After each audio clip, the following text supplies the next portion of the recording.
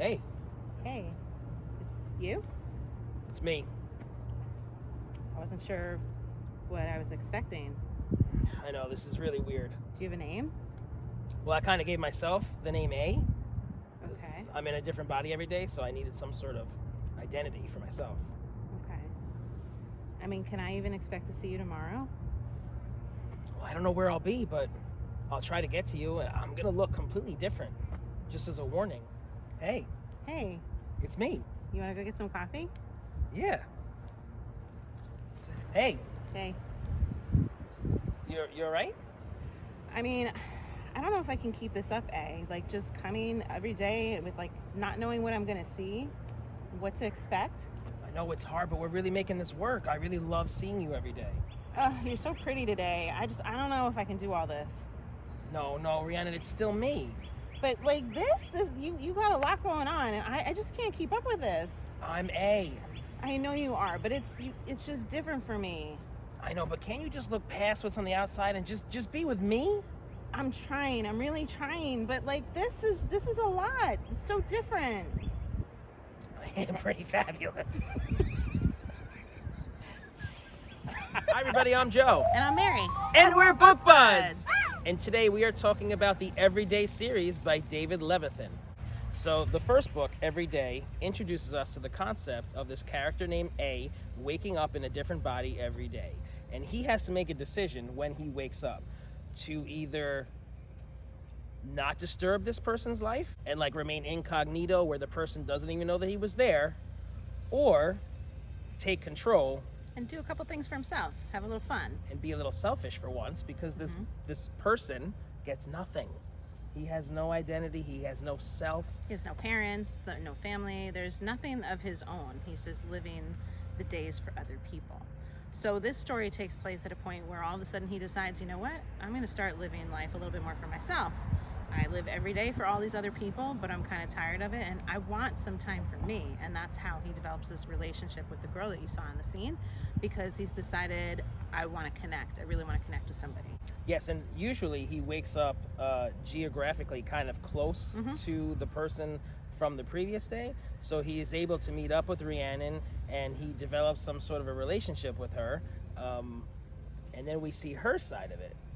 You know, she wants to be connected to this person. I keep wanting to say him. Right, and part of But the it's book, not. so A has this perspective that it doesn't really matter what body they're in, they're still the same person on the inside, but then you have Rhiannon's experience where she's seeing the different body all the time, and it's hard for her to reconcile the shift in the pronoun all the time.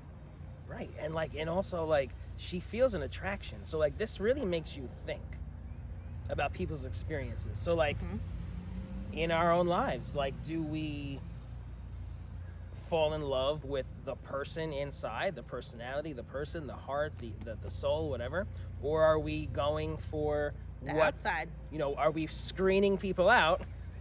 You know, okay, I'm attracted to this type of person, so I'm going to start there, and then you have to try to find somebody you're compatible with. Right. So you really see it bend the experience for Rhiannon, because she's attracted to men and she is most comfortable.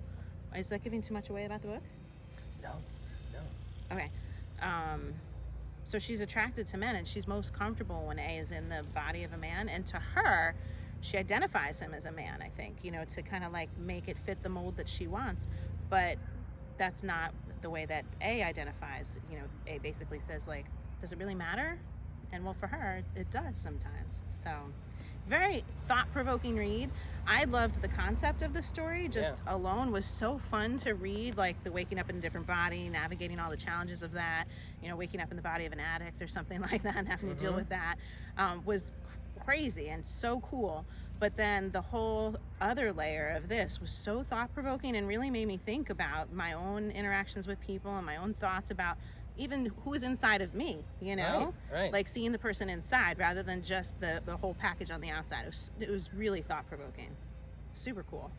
Absolutely. So then we get into the second book called Another Day, and this is basically the same story rewritten through Rhiannon's perspective. So I love when authors do that, because like especially if you read them in succession, like you could recognize the scenes, and then like if you're really into it, you can see the differences and what the other character was thinking. So I enjoyed this one as well. It was fun. Yeah, I read this one right after the first one, and so for me, I was like, that's what she was thinking when he went through such and such. So you got the other perspective. It was really cool. Yeah, it's a good one. Yeah, and then I moved right on to the third book, which is Someday, and Someday just kind of took it a different direction, which was fun. It kind of made it more of an adventure, you know, because this person is changing bodies every day, and now that they've messed with their approach of it, well, maybe some bad things are going to happen. Like, it's like, you know, if you mess with time travel, time gets all messed up. Well, if you mess with body travel, something bad's going to happen. So it was very interesting to see the story just go off onto an adventurous route, and super fun. I couldn't put it down. It was great. The author also wrote a short ebook, which was called 6 Earlier Days. And that book is just if like you couldn't get enough of the series and you want to just read a little bit more, it goes into 6 other days before this series began that were just like some interesting experiences to have, you know, waking up on somebody's birthday or something like that. I read it. Joe hasn't read it yet. But it was just like a little bit more fun. If you just wanted to have a little bit more, you could read about 6 other bodies that A was in and how he navigated that. Very interesting. That is interesting. And they made a movie that I'm trying to see. It looks good. We haven't seen the movie yet. I liked in the trailer, and it was probably in the book too, when like the chubby guy is like running. He's like, this guy doesn't exercise. Yes. That was funny. All right, wrap up. We're good? Yeah. Oh, we have to rate. So overall, we agree that this series is a 10. It's a good one. I love that it's so thought-provoking. I'm actually really curious if any of you guys have read this series, if you've had the experience of not just experiencing the story, but having like a deeper thought-provoking experience based on the storyline. We'd love to hear about it. So if you want to comment below, we can chat about it. I'd love to connect and hear what people's thoughts were. It was just such a great series. So let us know how you liked our scene in the beginning of the video, and let us know which wig of mine was your favorite. I know Mary has one. Yes, for sure. So if you're enjoying Book Buds, give us a thumbs up. And share us with your friends. And subscribe to our channel, Book Buds! Did you read this book? Let's chat about it. Be sure to subscribe. That one's really outrageous. I'm an outrageous kind of person. I don't think we've used this at all. No? No. Yeah, you're right. It's a little outrageous. Let me help you, because otherwise you'll be a wreck, I'm sure. Just don't put it down on my eyebrows, okay?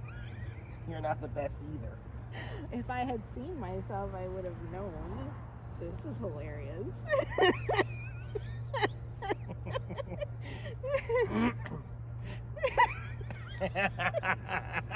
You need to face the camera.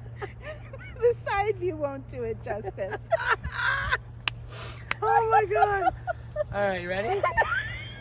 Oh god, don't even do this to me. Make me have this on forever because you're laughing.